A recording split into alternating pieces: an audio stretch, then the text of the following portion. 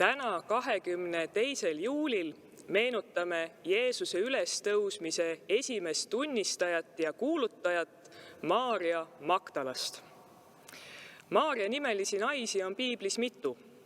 On Jeesuse ema Maarja, on Marta ja Laatsaruse õde Maarja, on Jaakobuse ja Joosese ema Maarja, on Johannes Markuse ema Maarja, on üks kristlane Maarja Rooma linnas, kes abistas kogudust, ja on Maarja Magdalast.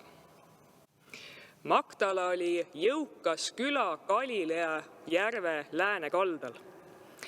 Magdala oli 1. sajandil õitsev kalastus, paadiehitus ja kauplemiskeskus. Maarja Magdalena nimi tähendabki Maarjat, kes on pärit Magdala linnast, Galileast. Ajal, mil Jeesus õpetades ja oma jumalikku väega imetähti tehes läbi Galilea käis, tuli tema juurde Maarja Magdalast ja palus, et Jeesus ta terveks teeks. Naise palve peale ajas Jeesus temast 7 kurja vaimu välja. Sellest toimunust pöördununa astus Maarja Jeesuse teenimise teele, kuulates ja tähele pannes Jeesuse õpetusi Jumala riigist. Maarja järgis Kristust kuni Jeesuse ristisurmani. Maarja Magdalena oli Jeesuse elu pöördeliste sündmuste tunnistaja. Ta rändas koos Jeesuse ja tema jüngritega linnast linna ja külast külla.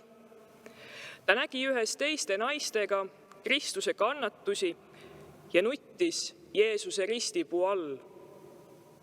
Maarja oli ka naiste hulgas siis, kui Jeesus tuli matta. Maarja ruttas nädala 1. päeval varahommikul, kui oli alles pime, Jeesuse hauale ja nägi, et haud oli tühi. Ta oli esimene, kellele Jeesus pärast ristilöömist ilmus. Jeesus ütles talle, mine mu vendade juurde ja ütle neile, ma lähen üles oma isa ja teie isa ning oma Jumala ja teie Jumala juurde.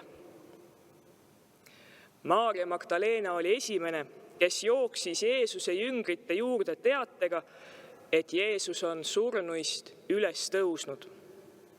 Ta tuli ja kuulutas neile, ma olen näinud Issandat ja seda kõike ta ütles mulle. Pärast Jeesuse taeva minemist elas Maarja Magdalast koos Jeesuse ema ja apostlitega alalises palves ja nägi, kuidas ristiusk Jeruusalemma linnas levima hakkas. Täis usku kuulutas ta ka ise mitmel maal Jumala sõna. Vanad kirjad tunnistavad, et Maarja käis ka Rooma linnas ja andnud seal keiser Tiberiusele punase muna. Ta tervitanud keisrit sõnadega, Kristus on surnuist üles tõusnud. Pärast jutustanud ta keisrile Jeesuse ristisurmast ja sellest, kuidas Pilaatus oli Jeesuse ülekohtuselt risti löönud. Vanasti oli juutidel, iseäranis naistel, kombeks oma tuttavatele ja sõpradele nende sünnipäevadel, aga samuti ka uue aasta 1. päeval kinkida mune.